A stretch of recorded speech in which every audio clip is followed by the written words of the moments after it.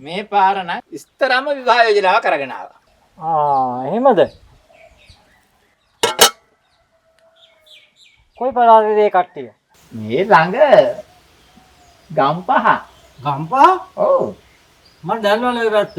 ගම්පහ කොයිද? ගම්පහ රාගම. රාගම ඉඳලා යද්දී ඔව්. ලොකු රබර් රථයක් හම්බෙනා නේද? ඔව් ඔව්. ඒක කාගේද? වෙන කාගේද? එතකොට ඒක පහු කරගෙන පල්ලෙහාට යනකොට හම්බෙන ලොකු වෙල්යායක්. ඒක කාගේද? හරියට හරි. වෙන කාගේද? මේක නම් කෙරෙන්න ඕනේ. එතකොට ටිකක් දුරක් යනකොට රත්න දෙකේ ගෙයක් තියෙන්නේ.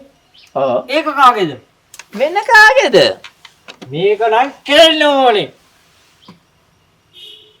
ඔව් මේක කරගන්න ඕනේ කොහොම හරි. අපේ පුතාට ඉතින් ගෙදරටම වෙලා ඉන්න පුළුවන්නේ. රස්සාවක් කරන්න ඕනේ නැහැ. අපේ පුතාට ගෙදරටම වෙලා ඉඳගෙන කාලා බීලා ඉන්න පුළුවන් හොඳ සන්තෝෂෙන්. ඔව් දුව යනවනේ රස්සාවකට. මොකද කිව්වේ? දුව රස්සාවකට යනවා. ඔව් දුව ගාමන්ට ඒක රස්සාව කරනවා. ඉතින් යෝධයෝ ඔච්චර දේපල තියාගෙන මොකටද දුව වැට යන්නේ? මොන දේපල? මොන දේපලද?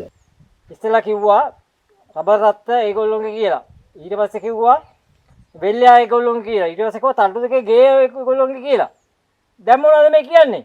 මම කිව්වේ ඒවා මම දන්නේ නෑ වෙන කාගේද කියලා. බෑ මං හොර කපුව ගෙදරින් එළියට. ඔබ හැමදාම අරන් ඉන්නේ ඕගේ යෝජනා තමයි. බෑපි බෑපි. වෙන කාගේද? වෙන කාගේද? වෙන කාගේද? ලගේ. වෙන කාගේද?